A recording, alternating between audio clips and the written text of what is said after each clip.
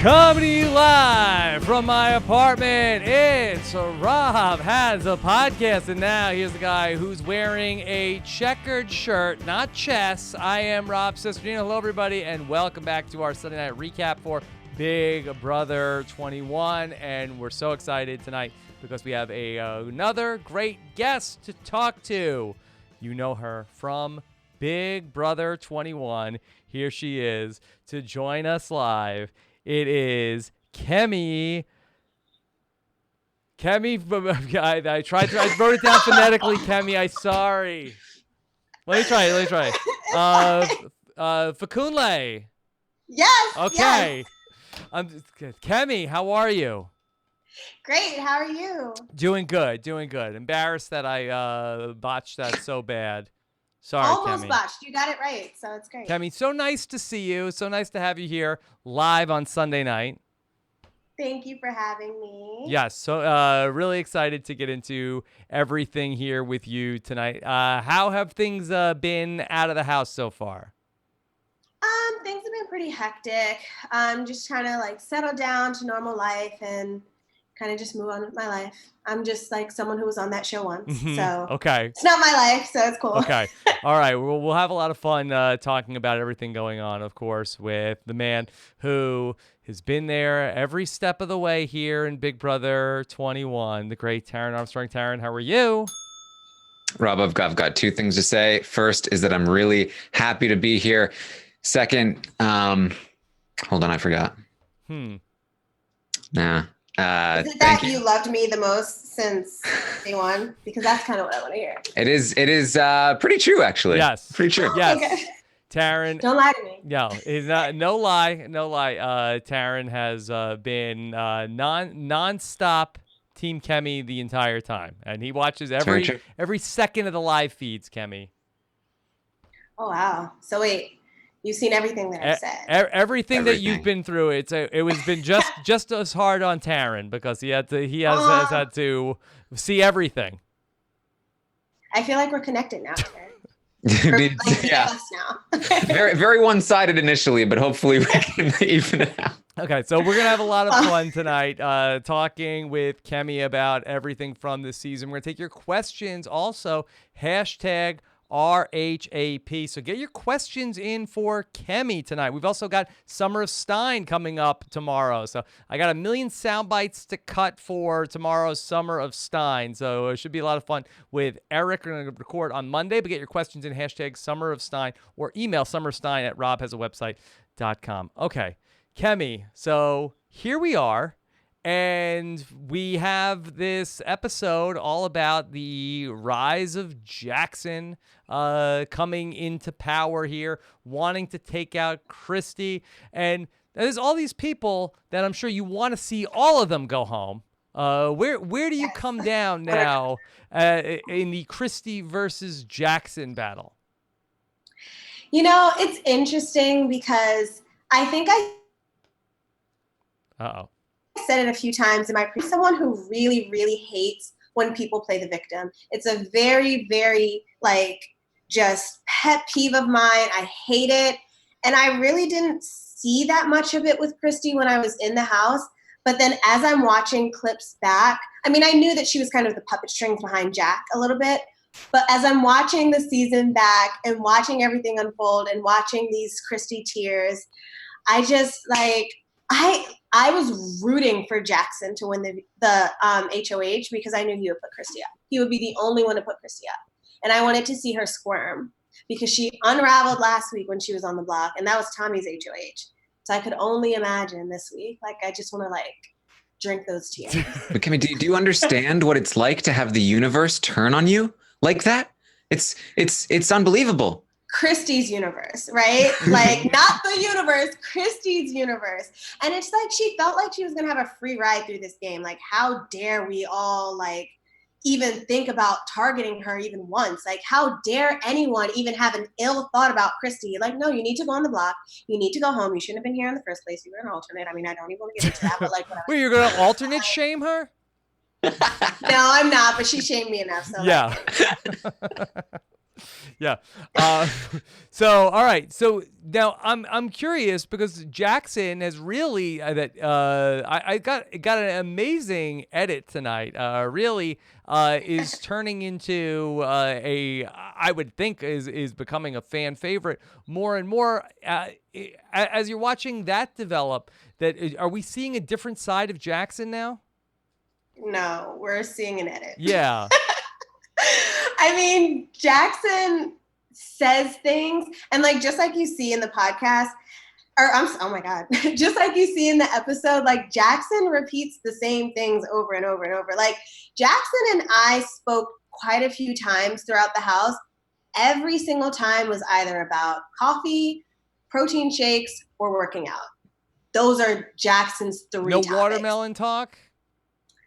No, because once he found out I didn't like watermelon, he kind of was like, Oh, no. Like, yeah, like you're never gonna be a friend of mine. He made me eat one just just to prove me wrong. Like, okay, this is okay, I guess, but I don't like them. But maybe yeah, have you not had it cold enough?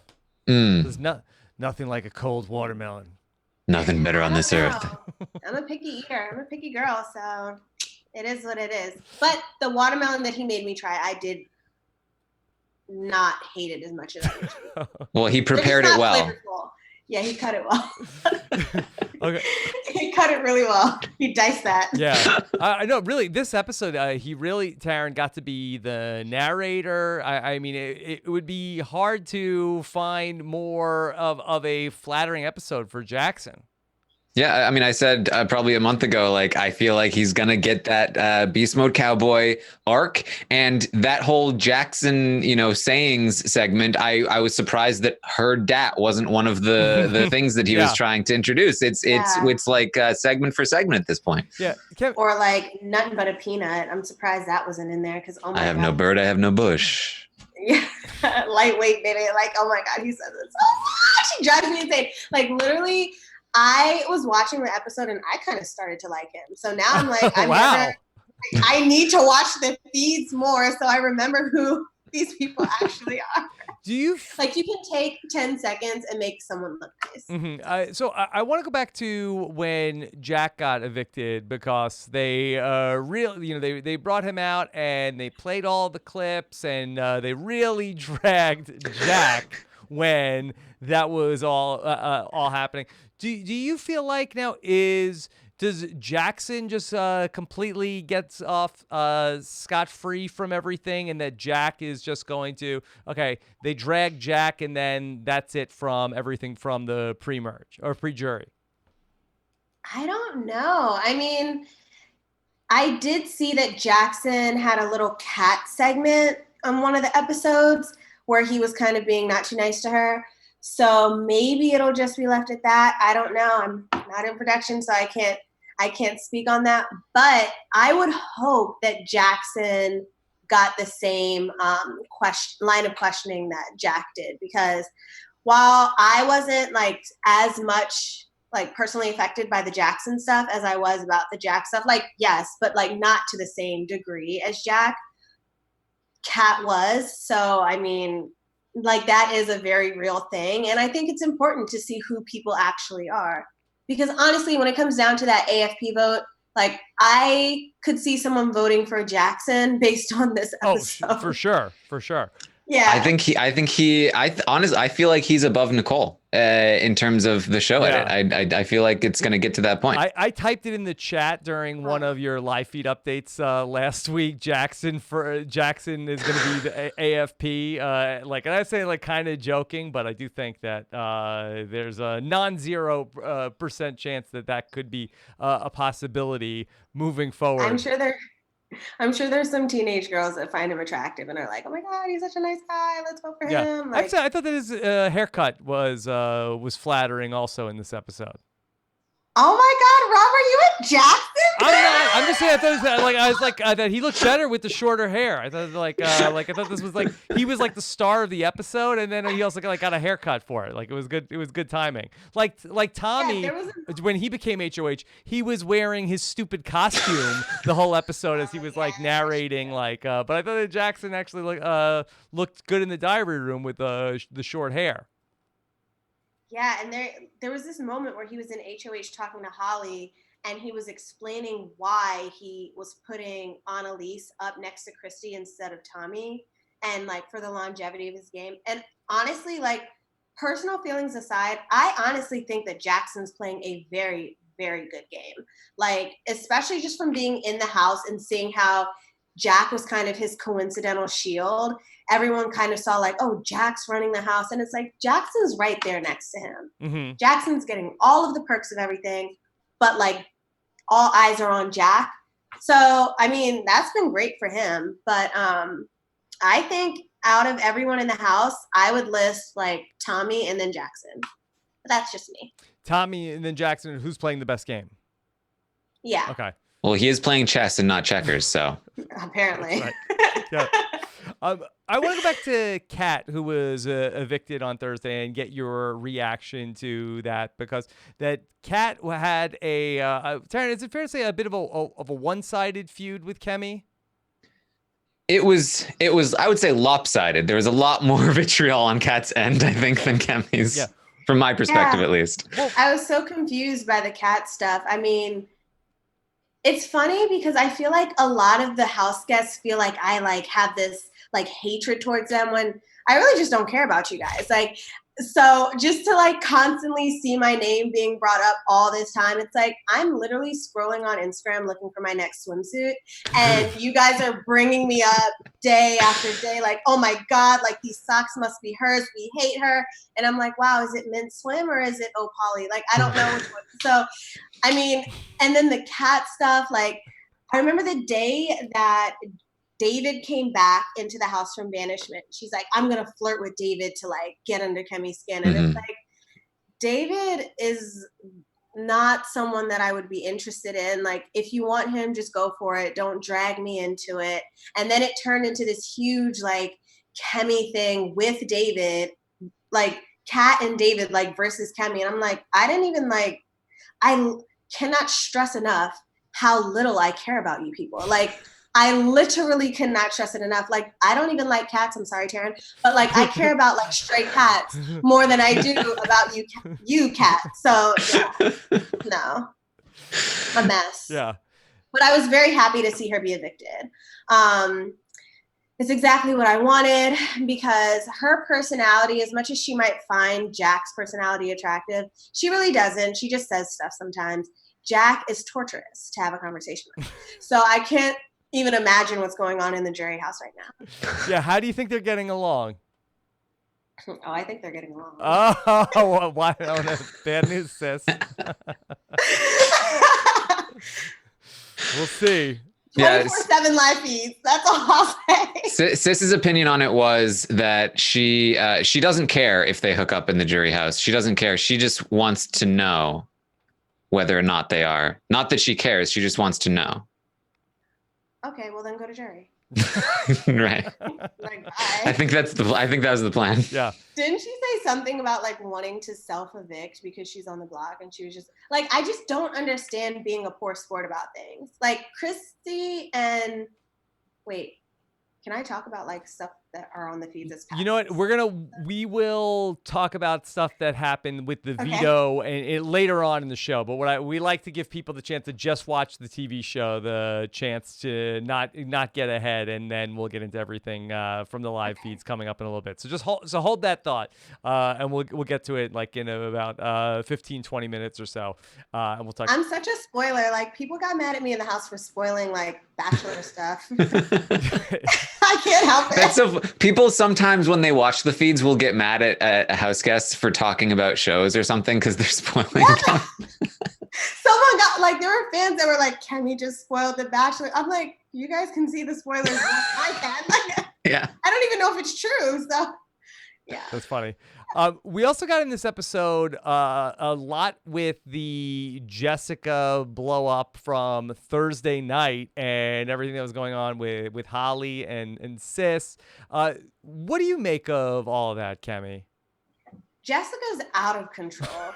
Like, I don't know whose game she's playing. And it's funny because she came in talking about like women's empowerment and like women have to stick together. And I would never put a woman up on the block until like there are no men left to put up. And like, while I get that, there are a lot of actions that contradict that. So her and Kat, like Kat's whole like feminist thing, and then she talks all this trash about Sis.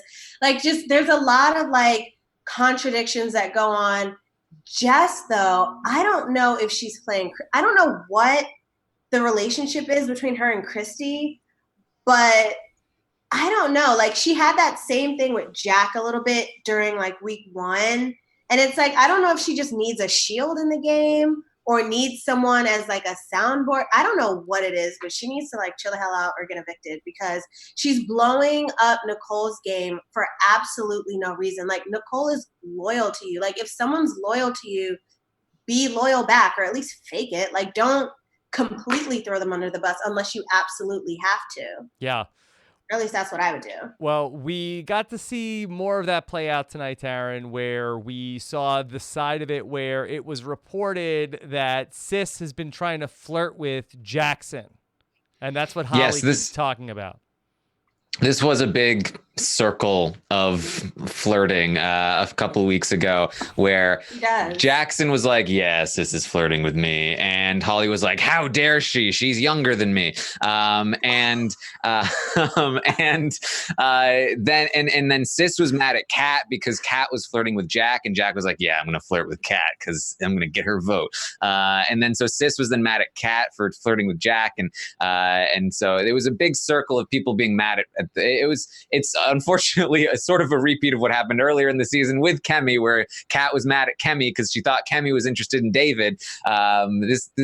Really, many of these people need to be on Love Island, I think. But this is getting drug up by Jess here in this moment. Yeah, it was very interesting how they incorporated all that because we went to the HOH challenge and then we had like this whole flashback to everything else that was going on. And it was interesting because it didn't really result in Jess being on the block. That I wasn't exactly sure why all this stuff was in the episode. But yeah, it just was like everybody is mad at Jess now, Kemi. And rightfully so. I mean, honestly, a lot of this stuff is irrelevant. Like, I feel like a lot of it is her trying to get heat off of her back through like personal stuff. And I get that. Like, if Annalise wants to flirt with Jackson, then let her flirt with Jackson. It's up to him to tell Holly or not. Like, you're not in the relationship. I think it's messy. Leave it to game. You weren't even being considered to being put on the block. From what I see, Jess and Jackson have a good relationship. If she thought it was necessary to like, oh, well, I guess this did happen before HOH, but I don't know. I just think it's messy. Like, she should have just stayed out of it. It has nothing to do with her. Jess gets really upset when she is left out of alliances. And that's been happening. There are no alliances, right? And so, yeah. So how dare people make after the last, there was a 9, there was an 8, there was a 6, and I wasn't included in any of them. And now there's a new 6 and I'm still not included after I told everyone that I was like, hey guys, next time you form an alliance, make sure you have my number, right? You're going to call me, right? And then she caught them at the movies together and she was like, no, you told me you were going to invite me. Not fair. And so now she's spilling everyone's secrets because she's mad. See, and this is what I was telling Sam when he should have used a veto on me. You have the rest of us on this side of the house. We could just like work together. Then maybe this wouldn't have been happening. I don't know. Mm-hmm. Yeah. Kemi, your closest confidant in the house was Nicole. How do you think Nicole has been doing for these last couple of weeks and where she is now? I feel bad for her. I didn't see exactly what happened in the storage room with Kat. I heard it got pretty nasty. I don't really want to watch it. Though it might reignite my hatred for cats, so I don't know. Mm-hmm. But hatred is also a strong word, Yeah. so I don't know. Well, can we just reset that because we haven't seen that yet on the show? But allegedly, she called out Nicole and said she was a bad example for her students. Is that right? That's what I heard. Yeah. Yeah. That she would disappointing her students, and that because she is just like being led around by Nick and doing whatever Nick wants, and he like as Nick is kind of a gross guy, and like it's kind of disappointing, and she's disappointing to her students because she's doing those things. Kat in her interview said that Nicole was misconstruing her intent. That her intent was to be like, "Hey, I'm propping you up. You should do what makes your students proud." Which by itself seems a little, passive aggressive and really implying the same thing. But Nicole took it really hard. She was crying all night. Jess later in the next day was like, yeah, what Kat said, I do not support that, which makes it seem like it was pretty pointed. But we haven't seen it, so we can't say for certain. But we can say that Kat was lying about a lot of things in her exit interview. So we'll see. I'm glad that Julie kind of called her out on that. But I honestly do think that sometimes in the game you get put in these positions where you kind of just have to go with it.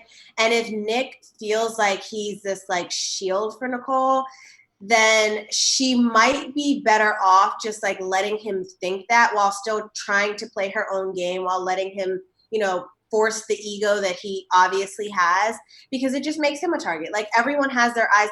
Not everyone, but pretty much everyone has their eyes on Nick and sees the sloppy floater game that he's playing. And people are kind of forgetting about Nicole, except for maybe Sis. Mm-hmm. God, she's I don't know what her vendetta against Nicole is. Like, Nicole's so quiet, but Sis is like, oh my God, she scares me. I want to tear her face off. Like, what? Yeah. She seems to, has had a lot of people upset with her over the course of the season for not really doing anything. For playing the game. It's crazy because I feel like everyone in Grateful wants to play the game hard, but then if anyone outside of Grateful or Undeniable, I don't know if Sam, like, I don't know what his deal is, but if anyone outside of that little clique tries to even think about playing the game, it's like, oh my God, I cannot believe they did this. Yeah. Their pants are in the house. They need to be cut out, blah, blah, blah. And it's like, we're literally here to play Big Brother. Half of you guys only saw half of one season. You don't know what you're talking about. You're following Level 6's game, not even correctly. So, like, yeah. Yeah. Whereas you have people like Nicole and Cliff who are fans of the game, like, which Cliff is playing a great game too. But, like, who are fans of the game, so no, like, you have to make deals, you have to actually strategize with people. You have to follow through on those deals or else your word means nothing. And then you have, like, hard and fast people like Jack. Can you talk a little bit more about what you like about what Cliff is doing? Yeah, I mean, I think while I initially thought that his HOH was ridiculous, he is where he is now. I'm not going to completely credit it to him, but, like, I feel like when you make a deal in the game, it's important to stick to it. That's how I feel. Unless you're in a position where if you don't stick to it, it will carry you through the next, like, 2 weeks. So I do like that Cliff is at least a man of his word. Air quotes were on the wrong part, but a man of his word for the most part. And I mean, he's proven himself to be a comp beast, which is kind of sad for me because I came second behind him in, like, banishment and then, like, lost him in Camp Comeback. But then he won that HOH. I mean, I was so proud of him. I was so proud to see him put Jack and Jackson up on the block. I thought it was a waste sending Bella home. But, I mean, he's still here. And just from past seasons, the older person in the house usually goes home a little bit earlier. Mm-hmm. So. Do you think that he's going to be safe in these coming weeks where things are so wide open in the house? I'm not sure who would put him up. It's weird at this point in the game because I don't really see who would put who up, aside from maybe Annalise putting up Jackson and Nicole. Those are the only two, like, that's the only possibility that I can kind of see. But I don't watch the feeds as closely as I probably should. Mm-hmm. Taran can probably see a little bit more. It really is a wide open house. It's very. I was trying to work out like who's in the most danger next week, who is most likely to be put up, and I feel like it's so even. There's barely any front runners. Like you could maybe say Tommy and Holly are maybe the front runners at this point, but it's not by much. And I think anybody can win this game at this point, and anybody could go home next week. I think that people like Tommy and probably Cliff are pretty safe next week given the voting situation. But it really could all change at any moment. There are deals being thrown around all over the place, so it's really it's a crazy house right now. I also think Annalise is like very, very malleable in that I think she's actually cool with Holly right now. Like, I don't think that this is a front. Like, I think that she is like able to be swayed so easily that if she were to win HOH, no matter how she felt about Holly 26 minutes ago, she still wouldn't put her up. It's ridiculous. How do you feel about Holly? Because I think that she's been somebody who, at least, on the TV show, she's somebody that I feel like that we have not really gotten even during her HOH, she's really not a very well-formed character in the show. Like if you're going to talk about like what are her character traits other than she's Mickey's girlfriend in the house, that's about it. That's all we know about her. Oh my God, she would hate to be called that. That's so funny. Jackson's girlfriend. I'm sorry. Well, the thing is, like, I really do think that Holly's playing a good game. Hot take. I'm sorry. Like, I don't think it's a hot take. But I feel like people don't give her the credit that she deserves because she is so closely aligned with Mickey. So he'll always take the credit. But she does this thing, and oh my God, I keep talking about it because I'm so amazed by it. But like, she'll have a conversation with someone and she'll just say like little tiny things and just grab every bit of information from that person and just say like, yeah, I know, right? That's so amazing. But do you really think, like, nothing substantial, but they'll just lay out their entire gameplay to her. And then she'll be like, all right, well, let's just talk a little bit later when aren't that many people around, when literally no one's around. Mm-hmm. And it's like, I think it's amazing because no one sees that it's happening. But I mean, she's done it with me. And immediately afterwards, I was like, wait, what the hell just happened? And then I saw her do it with, I think, Kat, which she's aligned with Kat, but then she did it with Jack. She did it with Jess. She did it with Nicole. She did it with Nick. And it's just the way she speaks to people. Like, she seems so low key and like, not innocent, but just like harmless, that it's like, oh, I'll just have a conversation with Holly. Like, she's mature, so she'll keep it to herself. When in reality, like, no, she's like a silent threat.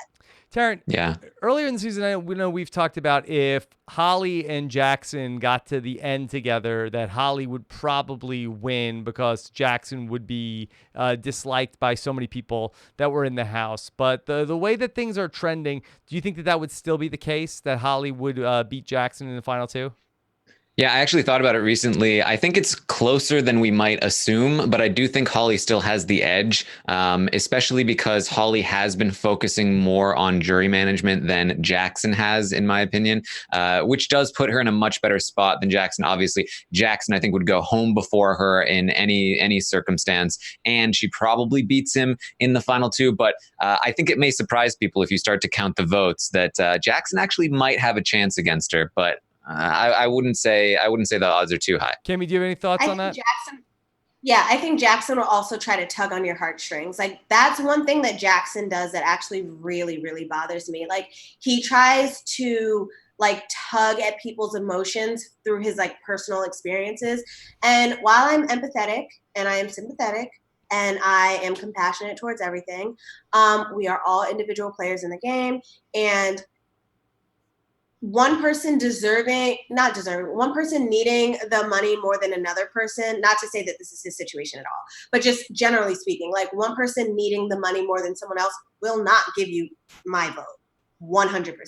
It's going to be 100% about gameplay.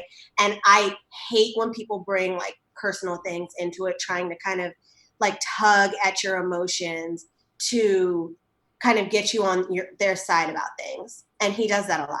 And I don't like that. Okay. I want to talk about, speaking of Jackson, we were talking right before we came on about, you were very excited to get the Jackson-ology segment tonight on all of the Jackson colloquialisms that Taran has done such a good job of cataloging all season. Yes, my favorite one that he says is, "Only one of us sees confetti." The Yes. very Yes. first time he said that was day one. He said that, so he came in with that. So I was just kind of like, okay. Like when I first heard it, I was like, oh, that's kind of interesting. And then I heard him say it to someone else, and I'm like, oh, this is like a thing that this is like something you came in with. You're trying to make this a thing. Annoying. And then another one that he says, what is it?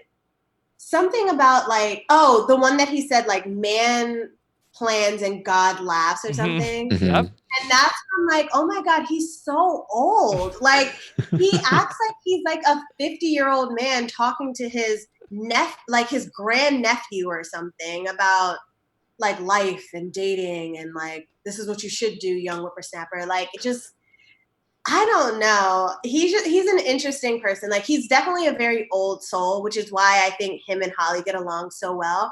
But Wait, are you calling Holly old?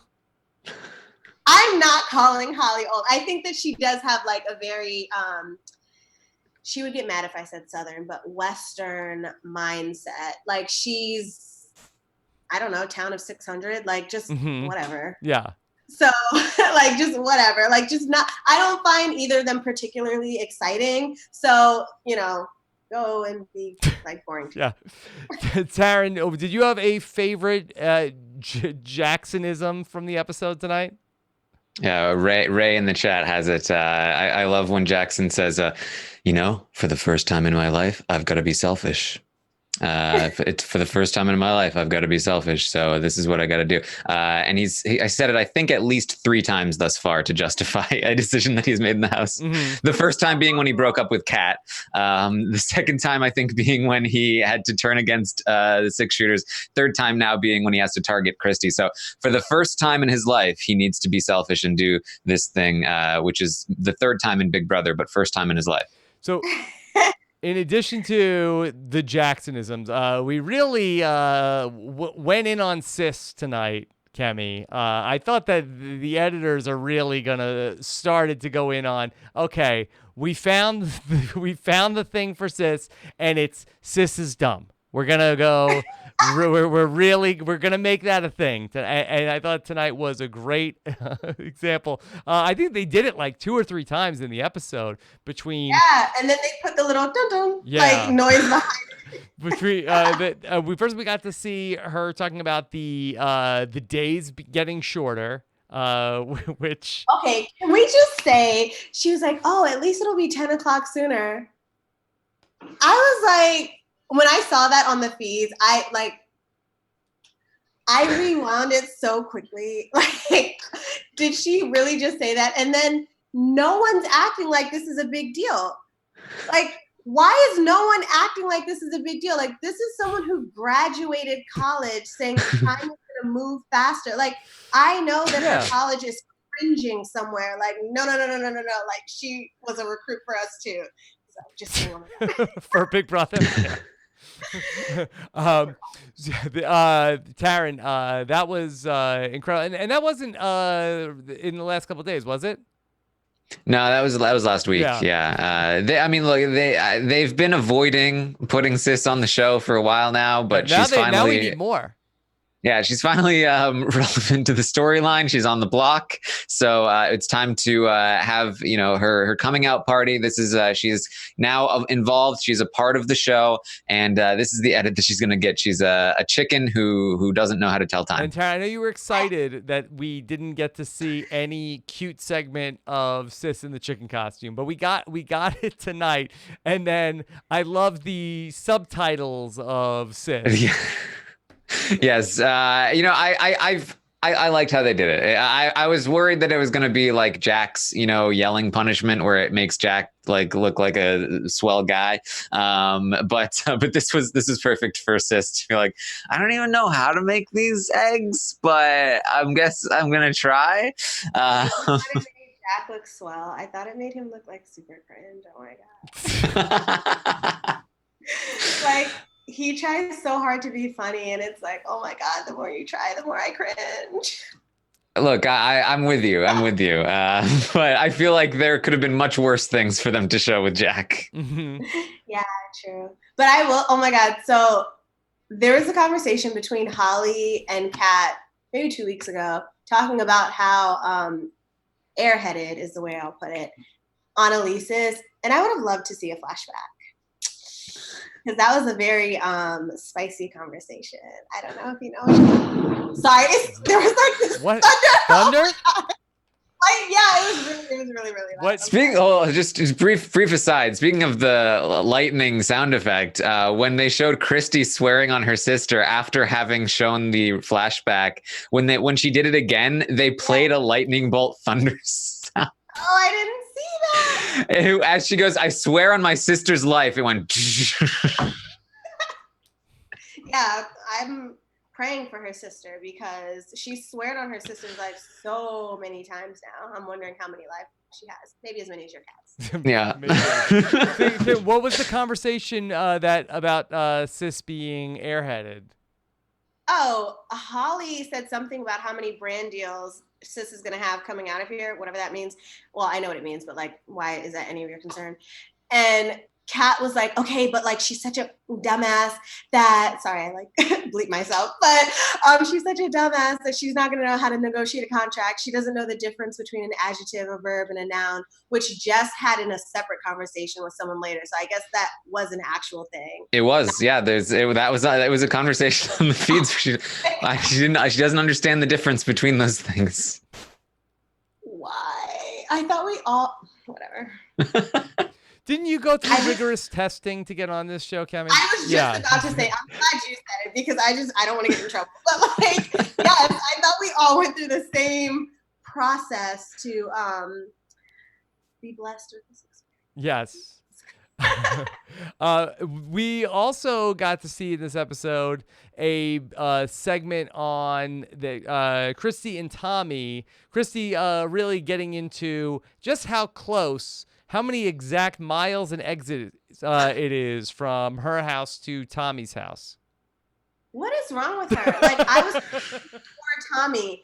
Like, and then the way she tried to play it off versus the way he tried to play it off, I would have been pissed if I was Tommy.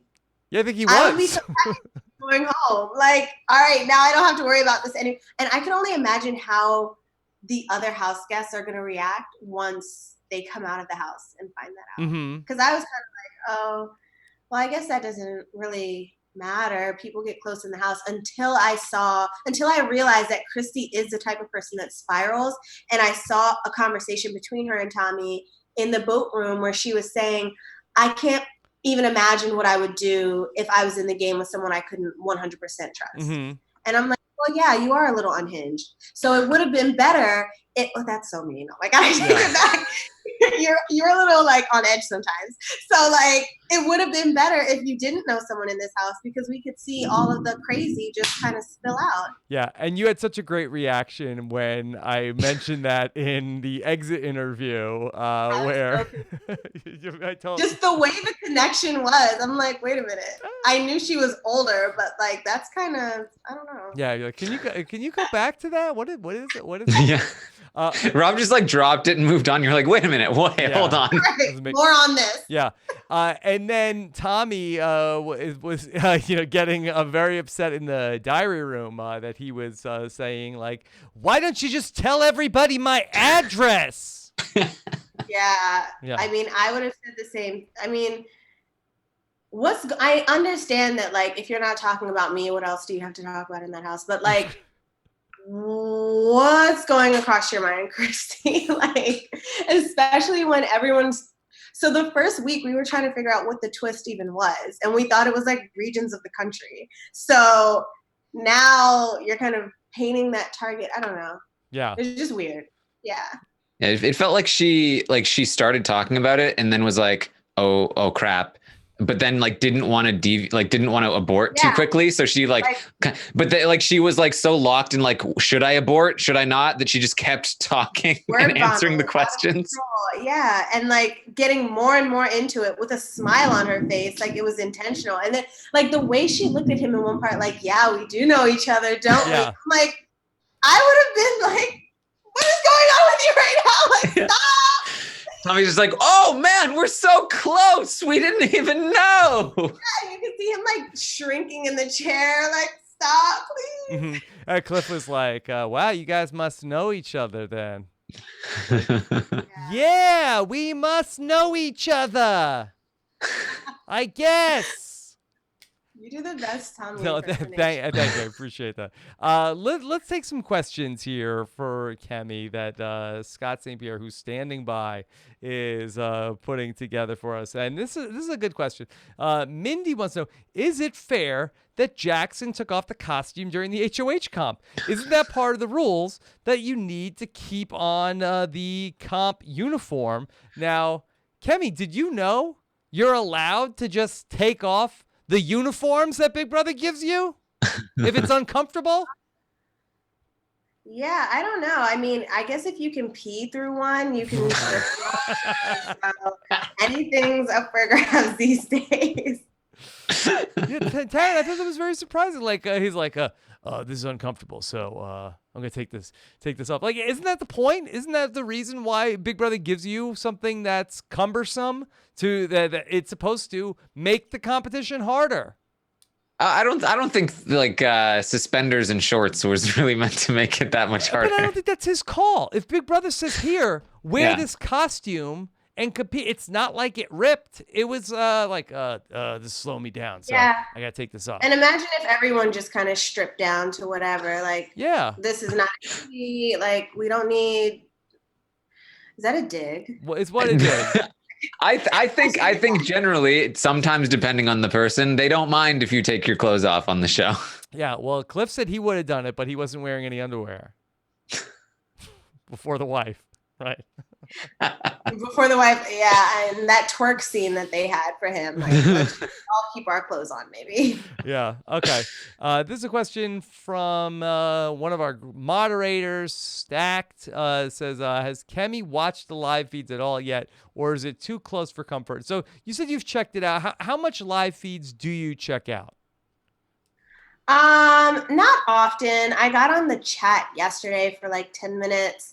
I might sign on if I see something on the BB updates that's like kind of interesting, but I usually just follow the updates on Twitter. It's a little weird seeing it in action, just knowing like, hey, I know exactly where the milk carton is in the fridge. Like, it's a little cringe. So yeah, I try not to watch it too much, but I feel like I'm so sucked in at this point, it's hard not to. Mm-hmm. Yeah. Yeah. Yeah, and then I'll immediately like text like Obi or something. Mm-hmm. Did you see that? Oh my God. So can I ask you about what kind of interaction have you had with Bella since you've been out of the house? I know you guys were all at the Hearts of Reality, but was there any rekindling of the relationship that's happened outside the house? No. What have you made about, that I had seen this past week, there was a moment where the Big Brother After Dark Twitter account was chronicling about Nick and flirting with Sis. It seemed like that Bella was getting upset with having all of that tweeted about. Did you have any thoughts on all of that? I do honestly think it was a little insensitive to highlight it, but at the same time, this is not a secret. It's not like this isn't breaking news. Like, they weren't the first to report on anything. Like, we were watching it happen like all over Twitter. But I do think there was one comment that they said like boyfriend of 15 seconds or something like that I was like, oh, that's kind of mean. It was a little too much. 40 seconds. Yeah. 45 yeah, give them the credit they deserve. Yeah. Yeah, I mean, I feel like, if I were in her position, I would be traumatized. Like I'd feel so bad. So I wish her the best. I won't touch it, but like, it sucks. Yeah. Kemi, we haven't touched too much on Nick tonight in terms of his gameplay. That we saw in the episode that he was talking about how he had to use his experience as a therapist to get through the conversation with Jackson. Yeah, like he used his experience as a therapist to talk to Nicole. Yeah. And like question her. Right. Like the irony. Mm-hmm. Yeah. You're a therapist when you want to be a convenient one. Yeah. Taran, I don't even know what to do with Nick in terms of the episode. He was trying to sell it that he is really able to use his outside experience to manipulate Jackson in this episode. Yeah, I'm not sure they know what to do with Nick on the show right now. That because he's playing so sloppily and obviously, and everyone sees what he's doing, but it's almost working in a way because nobody's really targeting him, even though they see what he's doing. They don't so like bad, it. He's good. A little bit, because he lost his allies. It's almost not worth taking the shot at him yet. So he's just kind of hanging around, like just running around to everyone. And they're like, "Oh, Nick." Mm-hmm. Yeah, I feel like they have bigger fish to fry right now, but Nick isn't like the most low-key person in the house. So I feel like when you have a floater like Kat and then a floater like Nick, like it's easier to kind of get rid of Kat because like Nick is so obnoxious in what he's doing. And it's like, all right, well, we already know that is going to be taken care of. So let's like figure out what needs to be done over here. But like Nick, like, please. Okay. That's how I would look. Okay, is this the season with the most eavesdropping? Do these house guests have a volume problem? It's impossible to keep a secret if you can't whisper. I don't think that's really a thing, Taran, right? It's just happened a couple times. Oh my God, but I got so much shit for whispering, right? Yes. Heaven forbid someone whisper because you don't want a big whisperer. ASMR, right? Yeah, so nobody was ever going to overhear Kemi. Never. Okay? There you go. Yeah, Genuinely, I think there has been significantly more eavesdropping on this season than in most seasons. That especially in that boat room, people just love to have really loud conversations. They just gather an audience. Yeah. Okay. Yeah. Let's take one from Zaddy Taran, who says, "Hi Kemi, Nicole and Jess are your former allies, and they seem to have had a falling out. Could you send a message to them? What would you say?" Kemi, could you get Nicole and Jess on the same page? I don't think I would be able to, but if I could tell them anything, I would try to tell Jess to remember that when people are in an alliance, no matter how close you are with them, you are not in the alliance. So please remember that. So if you have someone who's loyal to you, don't throw them under the bus just to get through the week because you have to play chess, not checkers. Okay. Good advice. Good advice. All right. This is from Elise, who says, "Is it just me or starting to feel like the Big Brother episode edits are responses to the RHAP content?" I would doubt that. I think they do their own thing. We're just take credit. Yeah, you should take credit. Yeah, yeah. They might listen to Taran in the mornings maybe, and then like, all right, here's where we go. Probably not enough, right, Taran? Yeah, if they were doing responses to my content, then we'd see significantly less twists, I think. Yeah. Okay. Johnny D.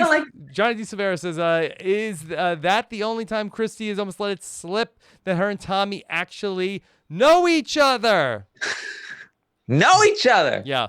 I had no idea in the house. I thought, and Tommy and I spoke about this, I thought it was because like they both date the same sex, so they're like instantly attracted to each other because they've like trajectory in life. So he's like, you know what? That's probably what it is. And now I feel like a dumbass. That's it. You're perfect. Yeah. Nailed it. That's it. I'm obsessed with that. Yeah. I support it 100%. Okay. This is a good question. John Barber wants to know, would you rather live on your knees or die on your feet? I would rather live on live on my knees. That's another I'd rather die. Jackson-ism. Yeah, I'd rather die. Oh my God. Big Jeff can ask the house guests that before they go in next season. Yeah. Okay. Don't give Jackson that much credit. Maybe Jackson could do the pregame interviews. Please, no. So, how many watermelons do you think you would eat if you were HOH? He's literally the most boring person in that house. Would you rather play? You think you're gonna go in there and play checkers, or you're gonna play chess? Would you rather live with mosquitoes or die without them? Would you? Is your game gonna be man's plan or God's plan? If you had to choose, would you choose a bush or a bird? Yeah, he's got them all. Are you Jackson? Yeah, it's ready to go. Okay. How selfish do you think you're going to be in the game? You ready to be super selfish? Just one time, for the first time. How many times are you willing to be selfish for the first time in your life in that house? Oh my God. Okay. I can't wait till he watches these interviews back, and he's gonna be sitting there like with his hat like really low, like. Mm-hmm. Yeah. Okay. LV says, Rob and Taran, has anyone had a more significant dodo edit than Sis did in this episode? Taran, the moment at the end of the episode was also really great. They really hung her out to dry at the end of the episode. After the nominations. Yeah. Yeah. I mean, she hasn't told a story about being carried away by a crow yet, but maybe she'll get there. Yeah. Okay. This is a question from Mindy. Between Cliff dangling his weenie in Sis's face and the before the wife stuff, is BB trying to give Cliff a dirty old man edit? I don't think that's what they're going for. Stop. He was twerking. I was like a little like traumatized. Yeah. Okay. Then let's take there's one more question, then let's get into the live feed stuff from the weekend and talk about the vote coming up on Thursday. This is a question from the great Kim Matina, who says, Kemi, if they were to bring you back to Big Brother on another season, would you play again? And what would you change up, if anything? So, Kemi, would you come back? Not camp come back. Well, yeah, I feel like I'd have to come back because I am someone who is a lover of money. I mean, the game. Yes. You talked about your tax bracket. I was trying to live in a different one, you know? Yeah. Here I am, same tax bracket. Okay. Did you learn something from your Big Brother experience that you would do differently? Oh, yeah. No, I came into the game thinking I'm an amazing judge of character. It's not going to be a problem. I put all my trust in Bella. Yeah. Like, I put all my trust in Bella, who at this point, I still don't think she realizes what she was doing in the game, which is why I can't even bear to have a conversation with her because, like, I don't have the patience for it. But I would keep my mouth shut. Like, I would put my trust in, like, my gut and God. That's it. Yeah. How are you with Sam now that you guys are out of the house? Sam and I made up down in Florida at Hearts of Reality, but I had to really give it to him. Like, I don't let people off. Yeah, no, I mean, I was playing clips back. Yeah. Like, so that I could, like, tell him, like, no, you said this. No, I didn't. Oh, play. Yeah. Like, yeah, letting everyone have it. Bella, and so he apologized for anything that he said. Okay. Unsend it. He did. Yeah. Yes. Sam and I are good now. We're good. I mean, Sam's a great guy. He's so nice. He has a great heart, so I love him. But yeah, talk shit and it'll come right back to you. Okay. Oh my God. All right. Let's dive into the spoilers because we want to talk about the events from the veto and what's coming up for Thursday, and we want to get what Kemi has to say about all that. Okay. So here we go. Were you guys figure out what the veto competition was? Oh wait, hold on, Kemi. We gotta play the announcement that we're gonna talk spoilers. Okay, so we'll be back on. Summer of Stein is coming. Check out the RHAP B&B as well. We'll tell you more about that at the end with Frail Mary, and then of course we'll be back on Wednesday night with our next recap. But until then, let's talk spoilers. The Office of Civil Defense has issued the following message. This is a spoiler. Warning. All right, spoilers. Warning means that an actual spoiler against this country has been detected and that protective action should be taken. All right. Okay. All right.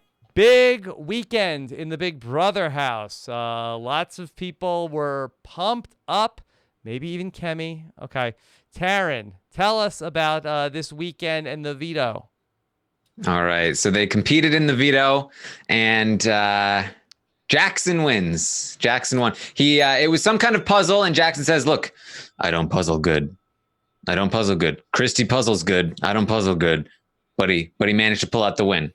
Okay. All right. So Jackson has the power of veto, and the nominations, we presume, will stay the same tomorrow, Taran? Yes. So Sis, Tommy, and Christie did make a pitch today before the episode to Holly, and Holly seemed to be a bit receptive, but then Christie went up to Holly and Jackson together, and she pitched herself like, hey, basically, we need to get the crew back together. All of us need to come back together, fight down to the end. They were blaming everything on Jess. It's all Jess's fault for why we're here. It's people outside the group want to tear us down, but we need to stay strong together and move forward. And you should use the veto and put Jess up on the block, and we can send Jess home. It was essentially the pitch. Christie cried to Jackson, and Jackson was like, you seem to be taking it well, and I have a lot of respect for that. Yeah. Okay. It's happening. It's happening. Yeah. Okay. Taran, could we just talk through the votes real quick? Is this a slam dunk that Christie's going home?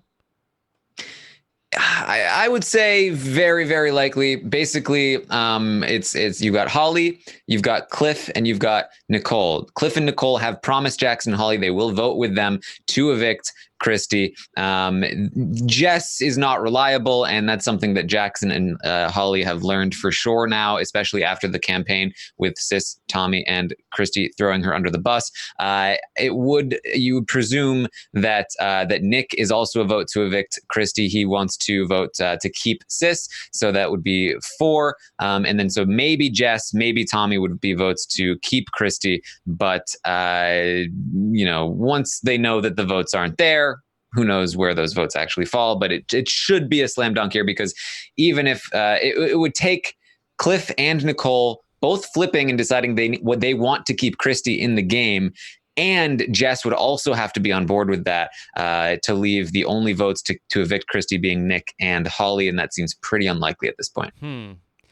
If I'm Cliff and Nicole, though, call me crazy. Wouldn't it be better to keep Christie in the game? Because as long as Christie is in the game, her and Jackson are always going to fight.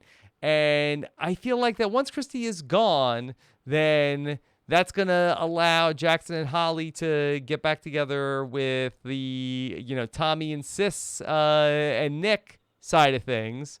And I feel like that the best thing that happened when it was Jack versus Jackson was, by getting rid of Jack, you kept Jackson and Christie fighting, and that's why we got this. I mean, is this crazy for Cliff and Nicole?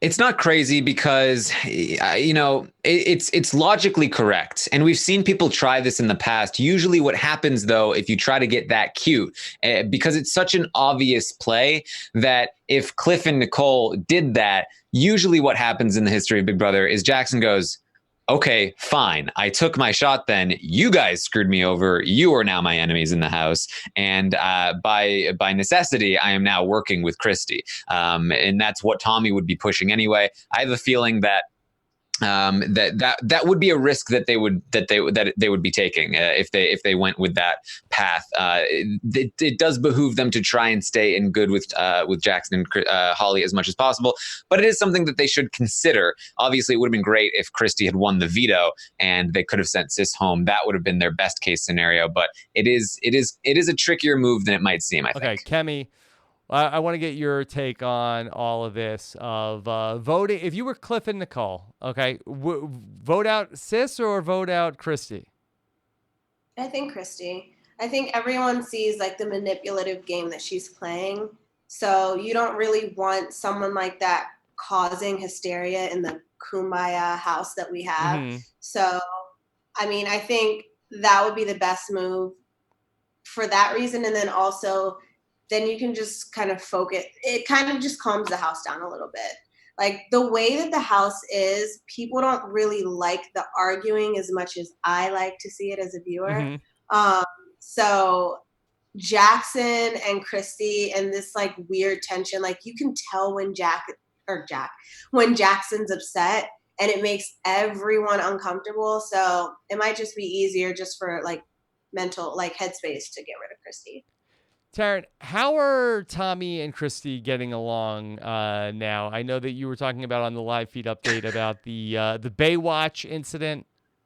Yes. So after the veto competition, they were all dressed up in their beach gear, and Tommy did a slow-mo run, flailing his shirt around, picking Nicole up off the floor, and then slow-mo carrying her to the table. They were playing Baywatch, and Holly was involved, and Christie was very upset because she had just lost the veto, and now here's Tommy playing Baywatch with Holly, her enemy.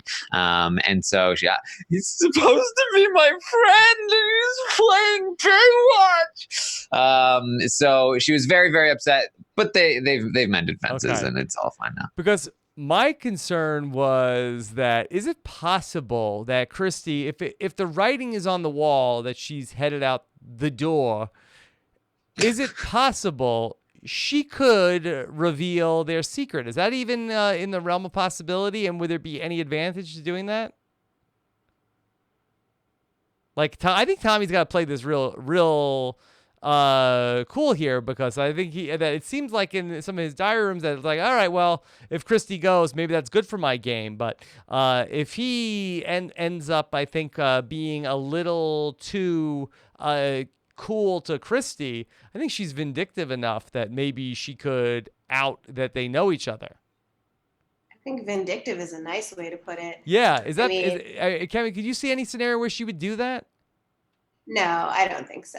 I think she would be pissed for sure, but I think knowing that her game's up and knowing that they will still continue to be friends outside of the house, I don't think she would blow his game up unless it would help her game, which it wouldn't help. Well, if not here, Taran, I definitely feel like that once she gets to jury, though, that's that she's gonna be like,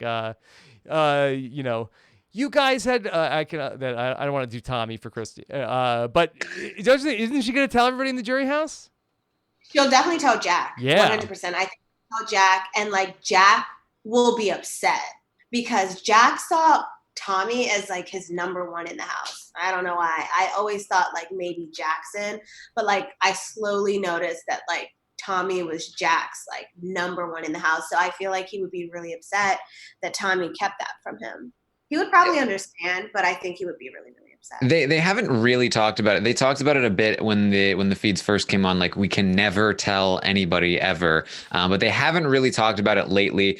It would surprise me if Tommy did not have another conversation with her before she left saying, now remember, in the jury house, don't tell them that we know each other because that will hurt me if I get to the final two. Remember, we're a team.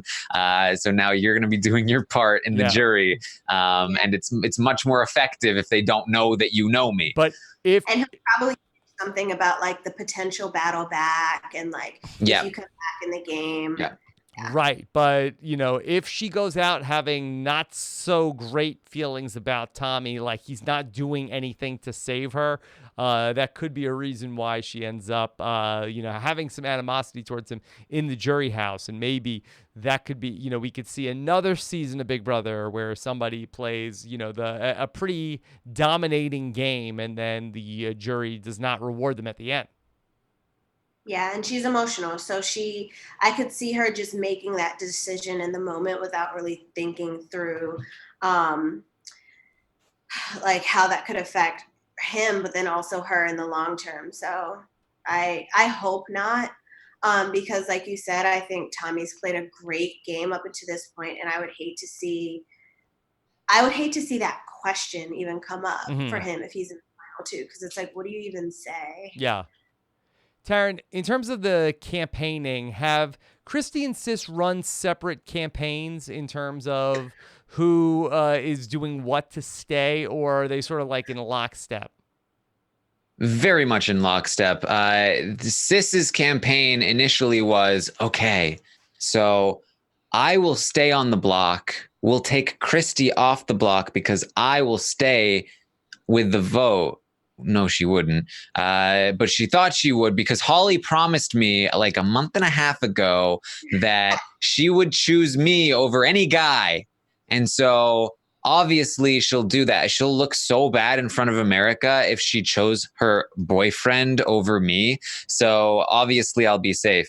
So that was her strategy, and obviously it didn't come into play with Jackson winning the veto. So now the strategy is, as I said before, they're combining their pitch to say, get one of us off the block. And that is not working either. So we may start to see some campaigning between the two of them after the veto is not used, but it might take a little while to get there because Christie's like, I could never campaign against her, not her. So we'll see how long it takes. Kemi, do you think that we could see Christie try to push Sis to either self-evict or fall on the sword to then be the person to go home? I don't know what the show would necessarily do in that scenario. I think I could definitely see that, especially since Sis has been speaking a lot about like, oh, I don't know why I came on this show. Like, I came on the wrong show. I think Christie would like really, really push into that. So I could see that. And then her saying something about like Jack and jury and like, blah, blah, blah. So I could see Christie pushing on her emotions. I think it's so funny them talking into the camera, asking America to like give them something. Like, what power does America have unless production gives it to us? And I think the whole America thing is so funny. Like, oh, we don't care what America thinks of us as long as we have each other. But then also like, America wants to see us succeed. Like, which one is it? Like, do you care? Like, do you not care? Like, it's, oh my God, the cognitive dissonance. I just... Honestly, like, I feel like Christie should just spend the rest of the time in the house this week saying her goodbyes and being, happy with everyone, because this has been a season of voting with the house and respecting the HOH's wishes. So if we're continuing on that trend, then Christie's out the door.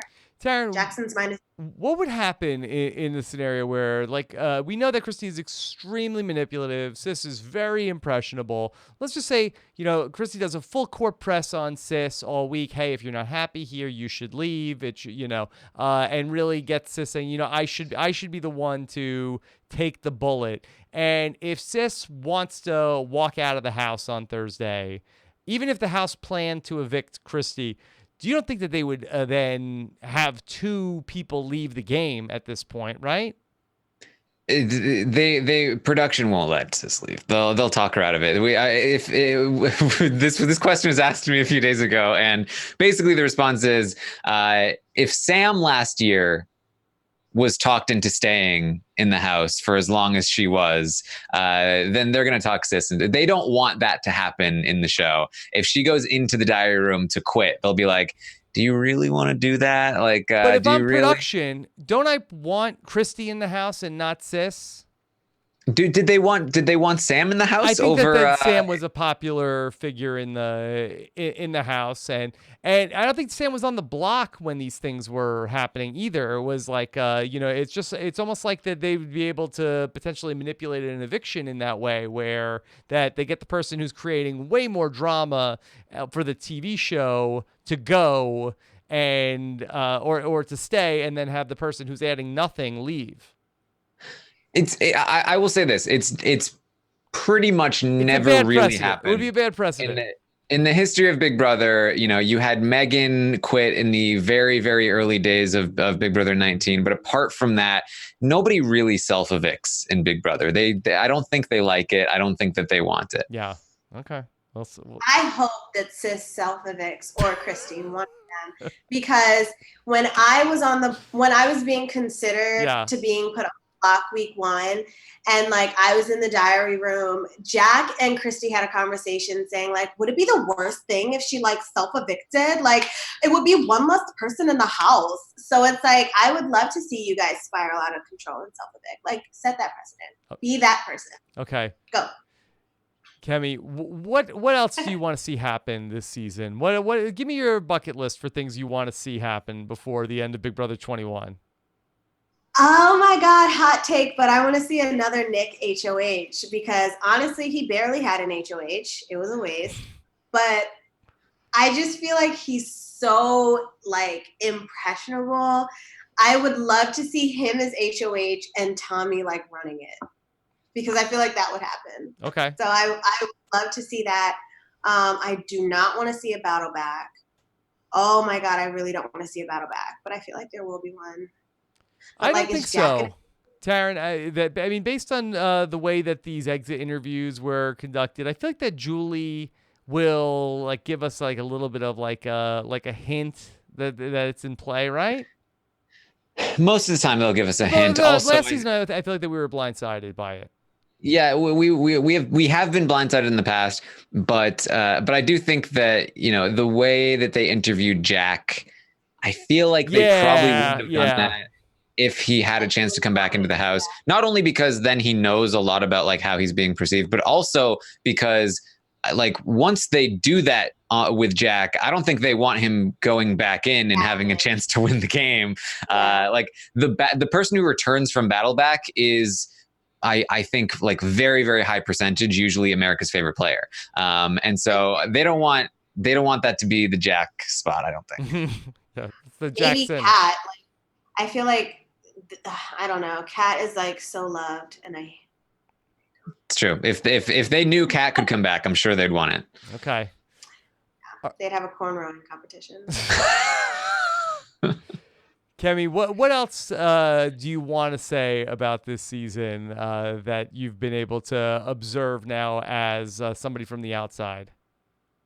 Yeah, I mean, honestly, just like when I went into the house, I had no idea how much downtime there was.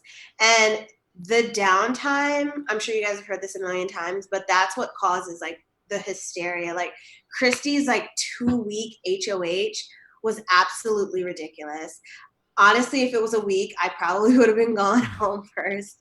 So I don't know. But like just outside of the house, I do hope that when the other house guests are evicted and after finale night, they can come and like see how they talk to and about each other and just like grow as people. Like I know there's some things that like everyone said in the house, like I said some things in the house that like I'm not particularly like probably wouldn't say again. Like, but I mean, there's very light for me, but like there's a lot of things that have been said in the house that I feel like if they were watching other people saying the things that they said, they'd be like cringing. Mm-hmm. Like what is wrong with them? And it's so funny that they keep comparing our season to season 15, not knowing how this season's kind of being perceived. So it's just so funny, the irony of it all. Mm-hmm. Great. So when you go to the finale, do you think that Jack will have an apology for you after that being made aware of things that were said and shown to the audience? Yeah, definitely. I mean, Jack and Jackson are two people who've been very open about the fact that they're so worried about their social image and like their public image and everything. So I'm sure he will. It really depends on how much coffee I've had that day, whether or not, and like I'm not even joking. Yeah. Like when I'm hyped up on caffeine, I'm in like a completely different mood. So it really will depend. Is more coffee or less coffee better for Jack? More coffee would be better for Jack. Okay. I'd be more receptive to hear what he said before I shut it down. But like no coffee, I'd probably be like, just read the articles. I don't have time for it. Like I do not care, because as far as I'm concerned, you're not apologizing for what you said. You're apologizing for the fact that you are being reprimanded for what you said. You feel like this is the thing to do to get back to looking good. Mm-hmm. So I like couldn't care less. Just like with Bella, like you were doubling down in your interviews about like, oh my God, Kemi betrayed me. But then the moment that you got your phone back and saw that, people were like, you said that you wished America would be dragging me and like raking me over the coals. But then when you saw that you were getting raked over the coals and not how'd me, that turn out? Yeah. You want to be friends again, and it's not happening. Like there are plenty of people in the world. I'm good. Do you have any shaker bottles in the fridge? I have two in there. Two in the fridge. Perfect. There we go. It's perfect. Do you have any? You guys have to put shaker bottles in the fridge. Well, I'll do that. Everybody has to. Yeah, I'll put. It's a worldwide movement. Yes. Yeah. Honestly, like I wish they showed did you guys see the avocado toast thing? No. Yeah, Jack feels that's ridiculous. That why would you eat avocado, right? Full. It's full. It's full of fat. Yeah. I guess he's not a millennial. He wants to move to California and he's shitting on avocados. Like I don't get it. Ugh. I don't know. Yeah. I wish that was shown, because that pissed me off so much more than the water. So mad about that. Kemi, how was Hearts of Reality? Oh my God, it was so much fun. So I met so many like Big Brother alum. I met so many like survivors. So it was amazing. I mean, it's an amazing cause, but then I also like just really enjoyed meeting people from like different shows who've kind of been through it and are like, all right, Kemi, you're kind of hyped up, like calm down. Like I feel like I need that perspective where it's like, they were saying this about me, and it's like, yeah, they're gonna talk about you forever. Yeah. So like I just saw the Harlem Globetrotters picture that you guys took, and that was so cool. I was like, oh, there's like a big costume party there, right? Yeah. How did that all get coordinated? I think it was Wendell and Davey from Survivor who kind of organized all of that. And when I told them that I was going down, they were like, all right, so you're going to buy a Harlem Globetrotter jersey and you're going to be wearing it. So you had to buy one and bring it with you, or they had it for you? We brought them ourselves. Okay. Yeah, that's really good. I saw it on Facebook. I don't know who had it posted, but that was really cool. Yeah, it was nice. I mean, everyone's just really friendly. Everyone's kind of been through it, so they get it. Yeah. But yeah, it was an amazing experience. I can't wait to go next year. Okay. Taran, anything else for Kemi tonight? I love doing the show. I hope we see you again at some point. I hope so too. Are you following me? I feel like we're going to be best friends after this, Taran. Absolutely. Okay. Kemi, just making sure. And I really hope you can make it out to our live show in New York on September 12th. I'm going to try. I should be in New York like for those 2 weeks. So. Okay. All right. Well, hope we can get you out there. We still have some tickets available. robhasawebsite.com/BB21live if you want to be out there for that. Let me tell you what else is coming up here on Rob Has a Podcast. All the stuff that Scott St. Pierre is putting together. Amazing Race Canada 2019 Season 7, Episode 7 is up. Check out what Justin Dan had to say. Plus, American Ninja Warrior Season 11, Episode 11. Boy, this is all the seasons and episode numbers are matching. Okay. Yeah, it was a weird episode, but we did it. Okay. Are You the One? We just missed Season 8, Episode 8. Check out the latest Way to go. recap of Are You the One? And Taran, hold on. What is this? The Taran Show, Derek Levasseur. How did this come together? Yes. So yesterday morning, I had to do an early morning update, and that's because I had to head to Derek's house afterward. So I met Derek at his house. We recorded my first in-person Taran show. It was really, really interesting. I thought it went really, really well. I really highly recommend checking it out. It was a lot of fun, and Derek was a really, really interesting interview. So check it out. Okay. So, boy. Derek calls into the live feed updates. You're at his house. Yeah, he You're said the new Cody Calafiore.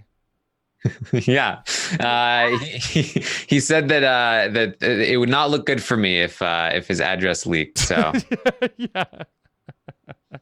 Yeah. I saw Matt Ligori took a picture with Paulie Calafiore. So it's all happening. Okay. Check out the latest Taran show. And then it was a big Liana weekend on the podcast as well, between Liana Saturday. So Liana is here on Survivor South Africa recap episode 14. Check out what Liana had to say with Shannon Mike and the RHAP B&B. It was a big Frail Mary weekend also. The RHAP B&B was here. I listened to the whole thing yesterday with Frail Mary Kwiatkowski joining. Scott, I'm still talking about the B&B, Scott.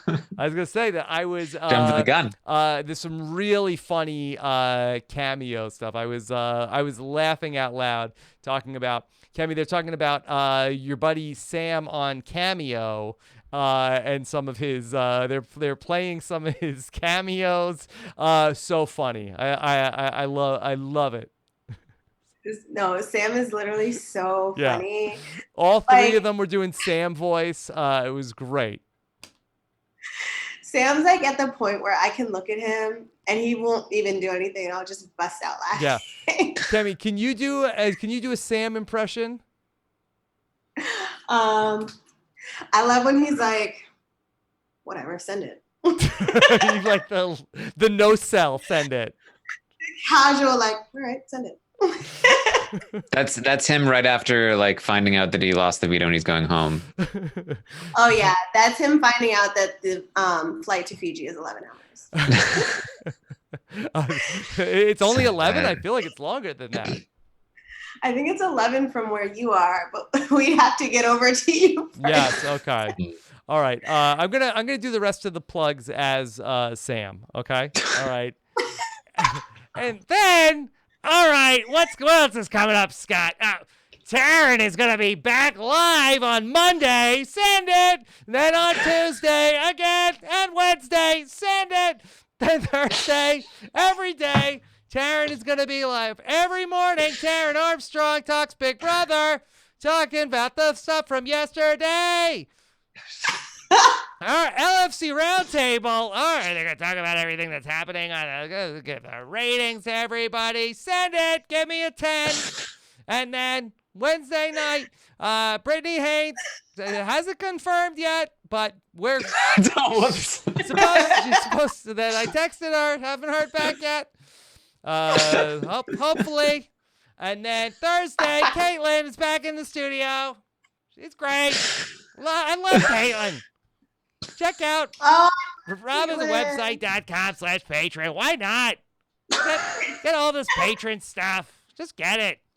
Just go on there. Get a live feed update. That's not part of the patron. You get a patron group. Yeah. Go ahead. RobIsWebsite.com/Patreon. Okay. When did that go from Sam to Iago? Goes in and out. Aladdin. It was just the yelling, but it is like the voice. B&B really, really inspired me that we need more Sam. Kemi, this was so much fun. You were great on the podcast here tonight. Oh, well, thank you. Have me back. Yes. I would love to. No, you are a natural at this. Are you saying that you're hiring me? What else do you want to talk about? You want to talk about Big Brother? What else do you watch? Oh my God, I'm a recent Survivor super fan, so that's kind of awkward. And Yeah, but wait. I've seen most of Are You the One? So that's so funny that you guys brought that up, but I haven't watched the current season. Okay. Yes. The gender fluid season. Yeah. I'm binging Love Island right now, which I'm really into. Okay. But mostly because like a lot of the women have really nice bodies and it's inspiring me to put the cookies down. Ovi, stop! I know, like honestly. Have you guys tried his cookies yet? Did he send you a batch? I haven't. All right, good. Okay. So I still have time to like be your favorite to vote for me for AFP. I feel like Karen, do Kemi and Ovi need to have a cookie off for to be your favorite? I can't make cookies. I would lose. What do you got, Kemi? What can you send to me? Send it. I can make you like macaron, which I guess that's kind of. Oh. Okay. Okay. We classy, Taran. Come on. Yeah. All right. Taran, will you Twitch baking cookies? Would you get the recipe from Ovi and then try to duplicate Ovi's recipes? I would do a stream with Ovi, a co-stream with Ovi where we bake cookies together. See, yeah. I feel like that you're missing out, Taran. I feel like that you always Twitch from the couch or the desk. Like that you need a third setup in the kitchen where you could eat the yogurt, you could make the eggs. Yeah, Put I need shaker to bottles in the refrigerator. I need like one of those rigs that you can just like attach to yourself and have a camera on me all the time. You could cut up all the watermelon. There's so many different things. You're missing out, Taran. Make avocado toast. Thank you, Travis, in the chat. Cooking with Taran, yeah. Yeah. Cooking yogurt with Taran. I don't know. Taran tasting time. Yeah. Kemi, you would check that out, right? I would definitely check that out. Yeah. All right. Yeah. All right. One down. Okay. All right. Taran, where could people see all that non-cooking content? If you want to see all my cooking content, it's at twitch.tv/Taran Armstrong. Well, hey, look, you can see me chugging down gross like superfood powder on Instagram at Taran_Armstrong. Why are you drinking gross superfood powder? Because I was buying protein powder, and then the stupid website's like, buy more stuff and you'll get a discount. And so I look at their other products and I'm like, ooh, superfood, I'll try that. And then so I buy that because I'm a dummy, and then I try it and it's super, super gross. And so I'm like, oh, how do I do this now? So then I just put a little bit of of liquid, and then I pour it in, and then I shake it up in my shaker bottle that I store in the fridge. And then I just chug it as quick as I can because it's so gross. And you know what? I'm almost done with the whole thing because I have to eat the whole thing because I bought it. So you don't want to waste food, but that's not superfood. Yes, you don't want to waste superfood. Can't donate it at this point. Jackson would not approve wasting the superfood. Yeah, no. He would steal it from you though and hide it. Yeah, well, it's not high in fat, so. What are the superfoods, Taran? I don't know. You don't know? It's just like, hey, this is good for you. Yeah. Do stuff with it. It's like green powder. Is that what it is? It's really green, and it's really like if you get it anywhere, like it like stains your hands. Is it like matcha? Is it like that kind of? I think it's similar. It's similar to that, but much more gross. Okay, Kemi, and you're very active on social media. You can follow at Kisses Kemi on Twitter. Yes. Great Twitter name. Oh, thanks. I use it to sign up on my blog. Okay. I give out the poison when people don't do a great job, but that's a good one, Kemi. Thank you. Okay. Yeah, you gotta give it to Sam for the Sam Smith BB21. I think there's an underscore in there too. I told him it should be like not the real Sam Smith or something like that, like something a little tongue in cheek. But what's wrong with Send It Sam? Is that available? I like Send It Sam. Someone probably took it from him. Somebody just did. Yeah. Let's see. But use some of those bucks to buy it back. Yeah, maybe to trade that Fiji trip in for Send It Sam. To send me home. Yeah. Trade that Fiji trip to keep me in the game. I'm still like very PTSD from like even here. Probably can't say PTSD. Yeah. It's not. People don't love it. But I don't like it when people have the season number in their Twitter handle. Doesn't age well. I don't like when people have BB anything in any handle. Like, let it go. Like, at some point, it's like, no shade, Sam, if you're watching. I'm sorry. No, we want to help. I want to get Sam on the podcast soon. Oh my God, he's so, like, I can't, like, Sam's so funny. Yeah, he's a character. All right. Kemi, anything else you want to tell the listeners and the viewers? I did want to ask you guys, are you guys ever going to try out from Big Brother? Well, Rob already has. Yeah, that's how I got in this mess in the first place. Really? Yes. I need to find out your life story now. Okay. Rob was almost on Big Brother 3. I went through casting for Big Brother 3, Kemi. Really? And now I'm questioning my judgment again because now I don't know how old you are. yeah.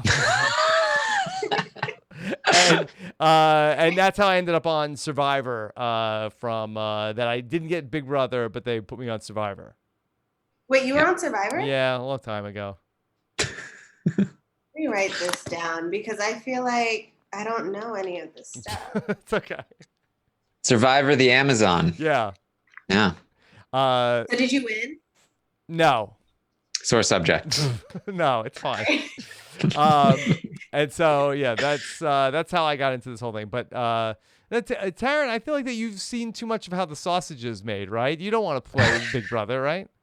I've said this before. I would sooner play Survivor, even though I love the game of Big Brother more. Survivor's like half the time, double the money, simpler game. Taran, it would be a no-win situation for you to not like if you won and it wasn't like a 10-0 vote, then people would be like, well, it wasn't even unanimous. I saw what happened to Jordan Parhar when he tried to do commentary on Big Brother after, and granted, you know, he went out the way he went out, but he would say anything and it would be like, ha, Jordan. Yeah. You can't. Well, even Derek was piling on him. He called it. Now, hold on. Now, it's Scott St. Pierre who's here in the studio. Let me try to figure out what he's showing us here. I'm going to turn this mic on here, Scott. So Scott has something up on the screen. I'm trying to figure out what. All right, can you hear Scott? What is this that you're? It was meant for after the show, but we can talk about it right now. It's for Taran for his kitchen show. Okay. So this is a swivel, but you put an iPad or a iPhone in it. Here, let me see if I can switch camera here. Hold on. Okay, here's Scott. Okay. All right. So hey, Scott. So you put your iPad or your iPhone in it, and it will follow you around the kitchen. So you just put it on the counter. Oh boy. And then as you're going to the fridge to put in, the shaker bottle or whatever, and get the whatever out to make the cookies, then it will actually follow back and forth. Okay. We need to get a cookies in a shaker bottle recipe from Ovi. I just can't wait till Taran's channel is just all cooking. I can't wait till Jack gets out and people ask him to sign shaker bottles. Yeah.